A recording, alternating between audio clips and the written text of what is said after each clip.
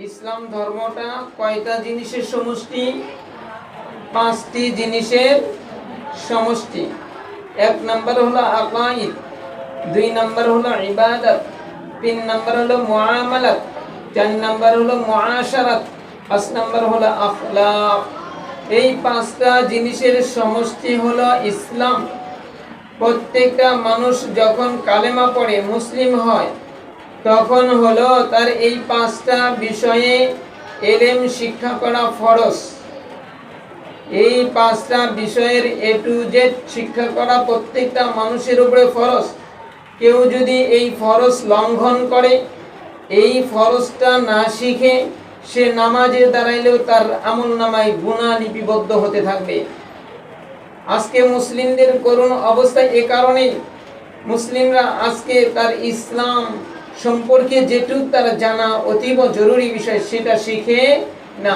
অপ্রয়োজনীয় অনেক কিছু শিখে, অপ্রয়োজনীয় অনেক কিছু শিখে, কিন্তু যেটা প্রয়োজন সেটা শিখে না। আজকে দেখেন মানে আমরা এই যে দুনিয়াতে, এই যে আমার আপনার কতজন সঙ্গী আছে না?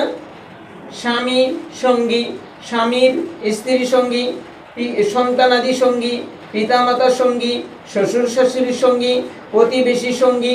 অর্থাৎ আপনি বিপদে পড়েন, এরা আপনার পাশে যা দাঁড়াবে। দাঁড়াবে কি দাঁড়াবে না? দাঁড়াবে। কিন্তু পক্ষান্তরে আপনি যেদিন ইন্তিকাল করবেন সেই দিন আপনার পাশে দাঁড়ানোর মতো আর কি আছে দেখেন তো? কেউ আছে?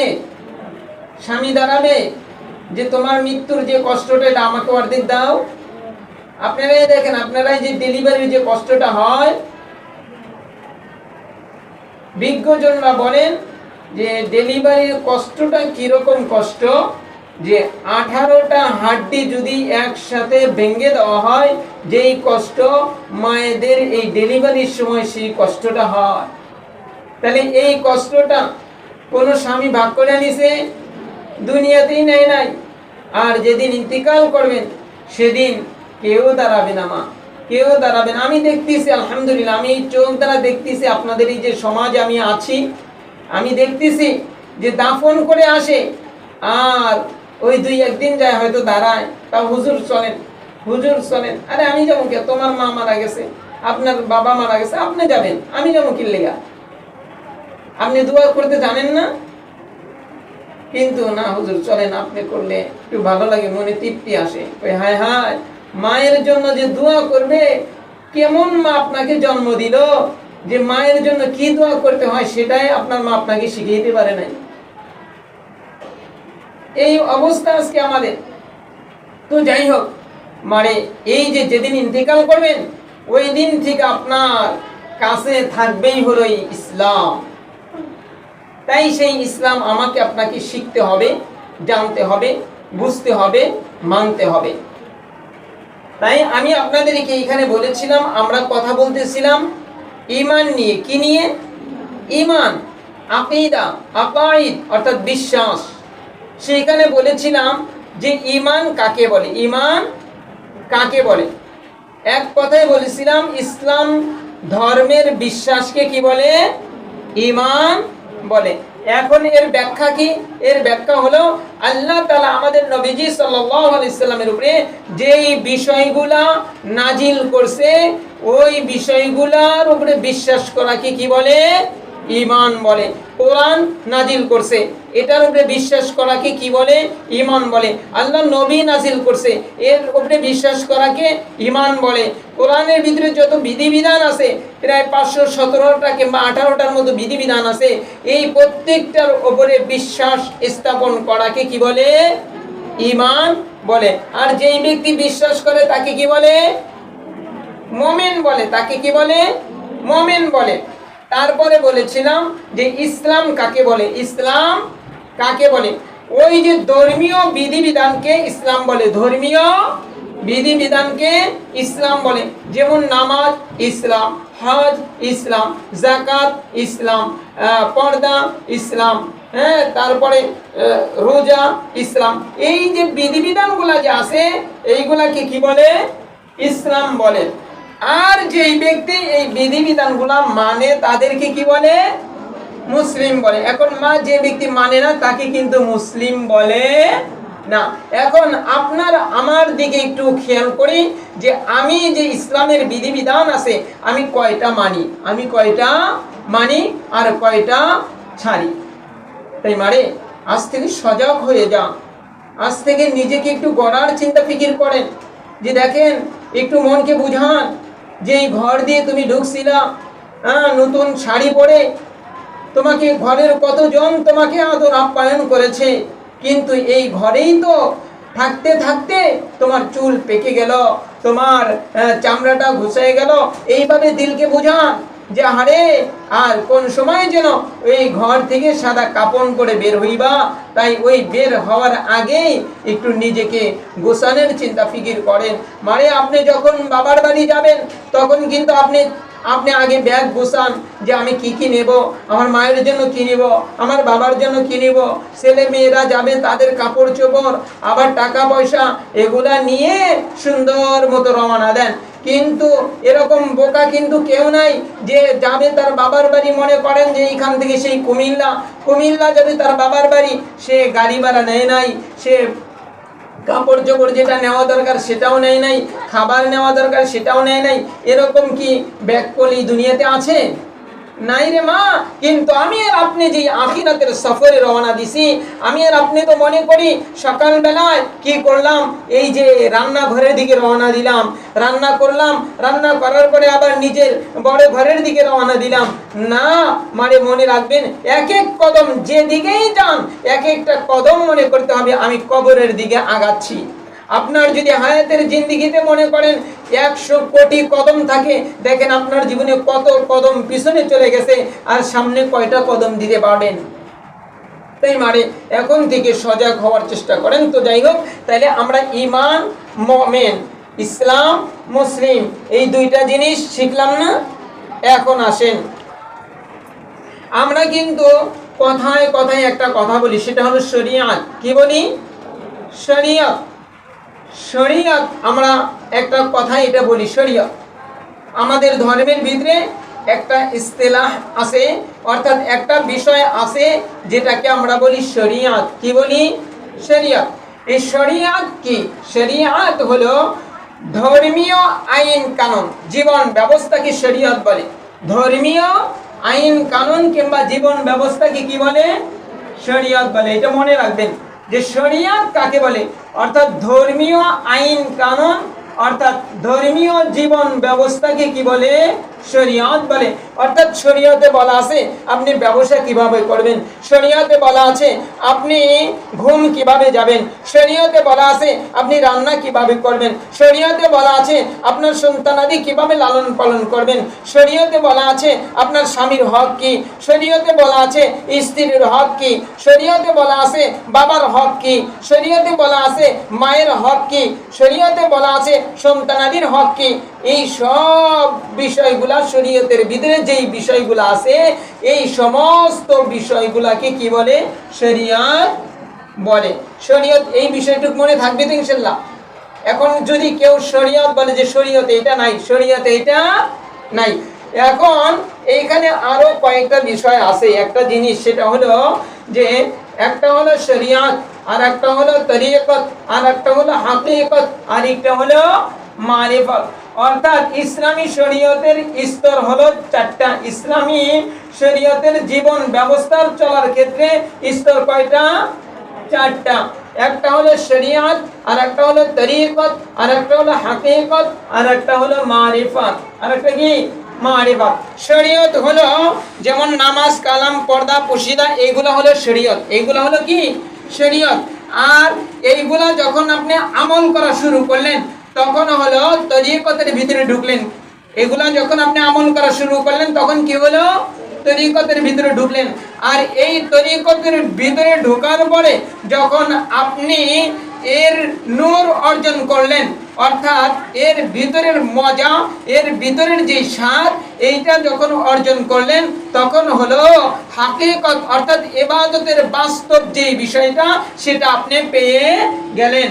কয় এই স্তরের উপরে যখন চলতে থাকবে, চলতে চলতে এমন একটা স্তর আসবে, তখন এই দুইটা চক্ষু বন্ধ করলে সে অন্তর চক্ষু দিয়ে ওই জান্নাত আর জাহান্নাম এই দুনিয়া থেকে বসে বসে বলে দিতে পারবে। কয় এই স্তরটাকে বলে মারিফত। এই স্তরটাকে কি বলে?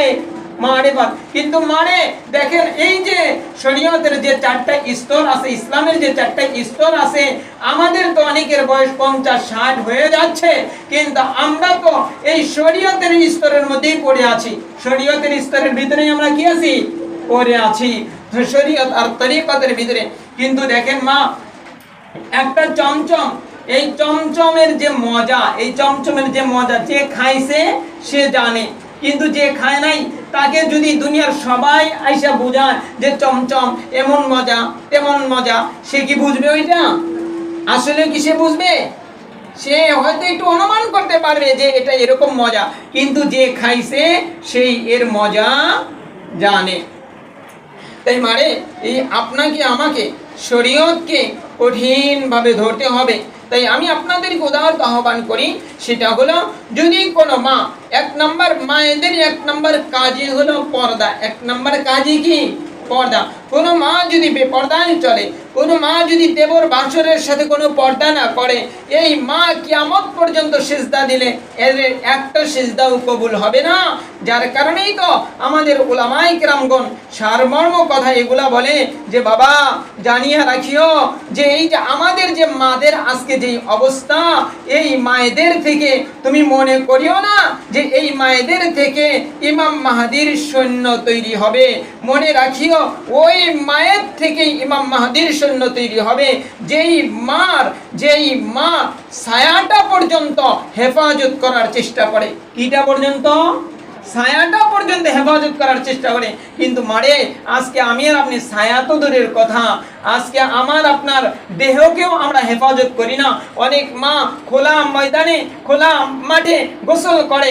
সাহাবায়ে কেরামের সময় রাসূল করিম সাল্লাল্লাহু আলাইহি ওয়াসাল্লাম একবার আসতেছিলেন, দেখে এক সাহাবী মহিলা না পুরুষ সাহাবী একটা একটা ওই নালার মধ্যে সে গোসল করতেছে।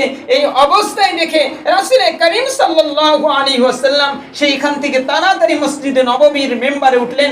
মেম্বারে উঠে সবাইকে ডাকলেন, ডাকার পরে বলে দিলেন যে তোমরা এই যে পুরুষ যারা, এরাও খোলা ময়দানে গোসল করলে এদের দেহ যেন কেউ না দেখে। আর আজকে আমাদের মায়েরা তো খোলা ময়দানে গোসল করে। খোলা ময়দানে যখন গোসল করে, আল্লাহ রাসূল সাল্লাল্লাহু আলাইহি ওয়াসাল্লাম ফরমান লানাল্লাহুন নাসির ওয়াল মানসুর, কয় যেই ব্যক্তি এরকম অবস্থা করলো, অর্থাৎ তার দেহের সাথে কাপড়গুলা শরীরের সাথে লেগে গেল, আবার যখন সে সেইখান দিয়ে হেঁটে চলে আসলো, কয় এই ব্যক্তির উপরে আল্লাহ তাআলা লানত বর্ষণ হইতে থাকে, রাসূল সাল্লাল্লাহু আলাইহি সাল্লামের লানত বর্ষণ হইতে থাকে। শুধু তাই না, বরং মুমিনদেরকে তো এরকম নির্দেশ করা হয়েছে যে এরকম যদি কোনো মহিলা তোমাদের সামনে পড়ে যায়, এরকম মহিলার জন্য বদদুয়া করতে থাকো। আজকে আমাদের অবস্থা, মানে কষ্ট নিয়েন না, আমি আপনাদেরকে কষ্ট দেওয়ার জন্য বলি না, আমি আপনাদেরকে ইসলাহ করার জন্য, সংশোধন করার জন্য এই কথাগুলা বলি। তাই আমাদের উস্তাদজিরা এরকম সারমর্ম বলতেন যে তুমি যদি তোমার মেয়েকে ওইভাবে গড়তে না পারো, মনে রাখিও তোমার মেয়ের থেকে কোনোদিন ইমাম মাহদির সৈন্য হবে না। ফিতনার জামানা আসতেছে, তাই তোমরা তোমাদের সন্তানদেরকে কোরআনমুখী করো এবং কি তোমাদের সন্তানদেরকে পর্দার খাস মেনটেন করে চলার চেষ্টা করো। দেখবা এই সন্তান থেকে তার যে আবার সন্তান আসবে, সে আরেকটু কঠোরভাবে সে পর্দা মেনটেন করে চলবে, কয় তার থেকে আরেকটু কঠোরভাবে পর্দা মেনটেন করে চলবে, কয় তার সন্তান আরেকটু কঠোরভাবে পর্দা মেনটেন করে চলবে। কয় দেখবা একদিন এই মেয়ের থেকে তার বংশের ভিতরে এমন একটা মেয়ে জন্ম নিয়েছে, যেই মেয়ের চেহারাটা পর্যন্ত, যেই মেয়ের ছায়াটা পর্যন্ত বালেগ হওয়ার পরে বিন পুরুষ তো দেখবে দূরের কথা, বাড়ির ভিতরে মাহরাম যারা আছে তারাও ওইভাবে দেখতে পারে নাই। কই তখন এই মেয়ের থেকে ওই ইমাম মাহদির সৈন্য জন্ম নেবে, কই তখনই হলো সারা পৃথিবীর রাজত্ব মুসলিমদের হাতে আসবে। আর যতদিন পর্যন্ত মায়েরা এইভাবে চলবে যে দেবর বাসুরের সাথে কি পর্দা করব, মায়েরা মোবাইলে বিভিন্ন বিন পুরুষের ছবি দেখবে, মোবাইলে বিন পুরুষের সাথে তো আজকে কথা বলা এটা একটা একবার সাধারণ বিষয় হয়ে গেছে।